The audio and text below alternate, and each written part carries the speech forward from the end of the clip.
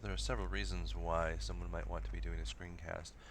For myself, as a teacher, there's a lot of times where I won't be able to be at school, whether for whatever reason, and it's nice to be able to leave something for a substitute teacher to be able to do while you're gone. Also, with people doing distance learning or flipped classroom, it's an essential tool that you need. So if you have a Mac or any Apple product, you probably have QuickTime Player. So that's probably the easiest thing to make a screencast video. So you just open QuickTime Player and you'll get just a menu up at the top, and you go to File and then New Screen Recording. Now mine is grayed out because I'm in the middle of a screen recording, but just to show you what it looks like, I can click on New Audio Recording. So you get a little box that comes up like this. The first thing that you have to do, if you've never done this before, is change the default. The default is no microphone, so that you can do a screencast without any sound. So, but you're going to want to have sound, assumedly. I learned the hard way the first time that I made a video. I made this great video for a physics class, left it with a substitute teacher. They played the video, but there was no sound. So all you have to do is click on this little arrow right here, and it'll say whether it will probably be at nothing, and then or you can go to internal microphone for the microphone on your computer, or I'm actually using a headset right now, so you can pick which microphone you want, and then you just click the record button right here. Once you click the record button, you'll get a little box on the screen, and it says click anywhere to begin recording, and that just kind of gives you a second to get ready. You click that, and it's recording your screen and your voice. If you notice up here, this little button right here, this is actually the stop button. So when I'm all done with whatever I need to record, I just click stop.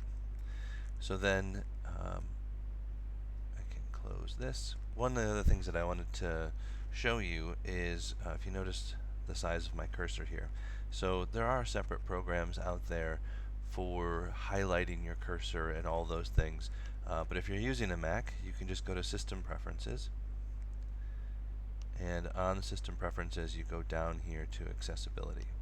And under Accessibility, you go to Display, and then here's the cursor size. Now, I normally have mine down here, but you can make it as large as you want. I find this to be somewhat distracting, so for most videos, I try to leave it somewhere in the middle. So the great thing about doing a screencast video is that you can do anything on your laptop and it will record it. So if I'm looking at a textbook, let me full screen it, and then you can see this one is automatically set to 2 pages. Again, if you're using a Mac, you can hit Command 1 and it goes to 1 page. And then I can go through stuff and explain stuff to students, pointing things out with the cursor, and just going through sample problems, going through equations, or whatever it is that you need to be doing. As long as you have a digital textbook, you can do this. One of the other nice things that you can do is if you already have a PowerPoint, a lot of teachers say, I don't want to create all new stuff to do online learning or distance learning or whatever. So, but if you're already planning on doing a PowerPoint, then you can just do your PowerPoint and speak over it. So it becomes very similar to what you'd be doing in class.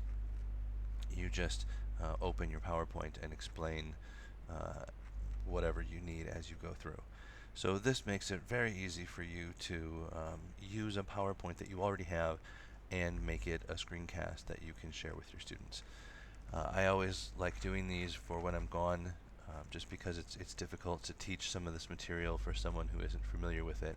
Also, a lot of times, if you're doing a flipped classroom type situation, it's really good because some kids learn at slower paces or faster paces, and they can go through it at their own pace. They can also go back and rewatch things if they have a video for it.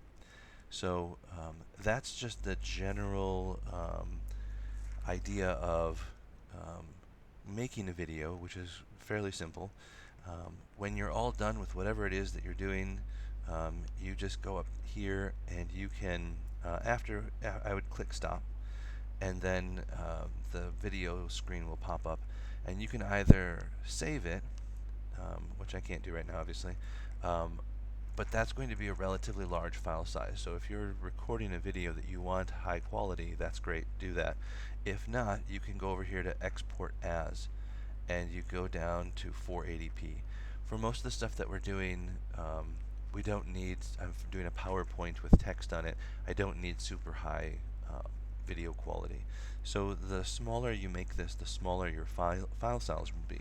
So especially if kids are downloading this from a website or you're trying to email it to them, that can be quite difficult with the file size. So you can do export as 480p, and then I'll make another video on how to play with the file sizes as well.